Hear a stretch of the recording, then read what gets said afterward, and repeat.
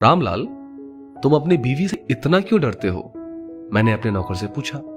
मैं डरता नहीं साहब, बस उसकी कद्र करता हूं, उसका सम्मान करता हूं, उसने जवाब दिया। मैं हंसा और बोला, ऐसा क्या है उसमें? ना सूरत अच्छी है और ना ही पढ़ी लिखी है। जवाब मिला, कोई फर्क नहीं पड़ता साहब कि वो कैसी है, पर मुझे सबसे प्यारा रिश्ता उसी का लगता है। जोरू का गुलाम, मेरे मुंह से निकला। क्या और कोई रिश्ता मायने नहीं रखता तेरे लिए? मैंने पूछा। उसने बहुत इत्मीनान से जवाब दिया, साहब, माँ बाप रिश्तेदार नहीं होते, वो तो भगवान होते हैं। उनसे रिश्ता नहीं निभाते, उनकी पूजा करते हैं। भाई बहन के रिश्ते जन्मजात होते हैं। दोस्ती का रिश्ता भी मतलब का ही होता है। आपका मेरा रिश्ता भी जरूरत और पैसे का है। पर पत्नी बिना किसी करीबी रिश्ते के होते हुए भी हमेशा के लिए हमारी हो जाती है।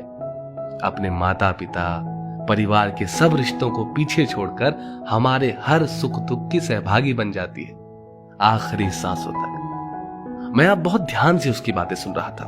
वो आगे बोला, साहब जी, पत्नी सिर्फ एक अकेला रिश्ता नहीं है, बल्कि वो तो पूरे का पूरा रिश्तों का भंडार है। जब वो हमारी सेवा करती है, हमारी देखभाल करती है, हमसे दुलार करती है, तब वो एक माँ जैसी होती है।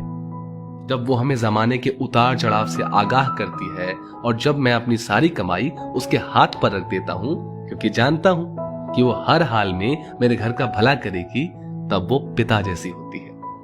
जब हमारा ख्याल रखती है, हमसे लाड़ करती है, हमारी गलती पर डांटती है, हमारे लिए खरीदारी करती है, तब वो बहन जैसी होती है।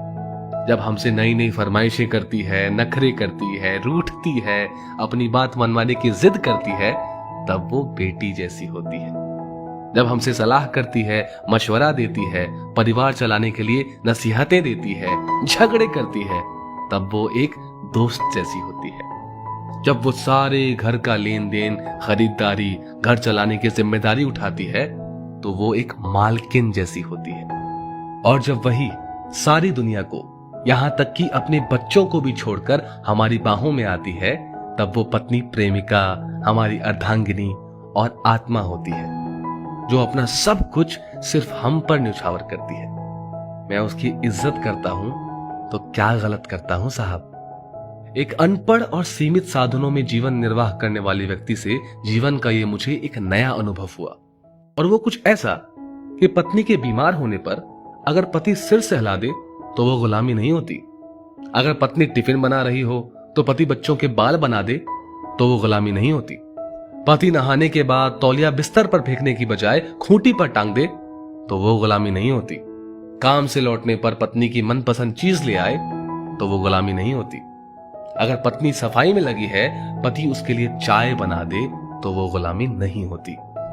काम से छुट्टी होने पर पति अगर पत्नी का घर के छोटे छोटे कामों में हाथ बटा दे तो वो गुलामी नहीं होती। ऐसी बहुत सी छोटी छोटी बातों को पति लोग सिर्फ इसीलिए नजरअंदाज कर देते हैं कि कहीं किसी ने देख लिया तो जोरू का गुलाम ना बोल दे।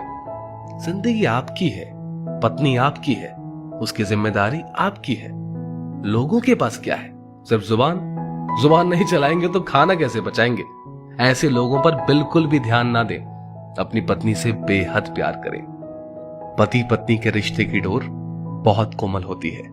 आपसी प्यार और सम्मान से ही इसे मजबूत बनाया जा सकता है।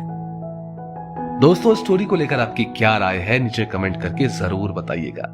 और ऐसे ही और भी बेहतरीन वीडियोस के लिए हमारा पेज जरूर फॉलो करें। धन्यवाद।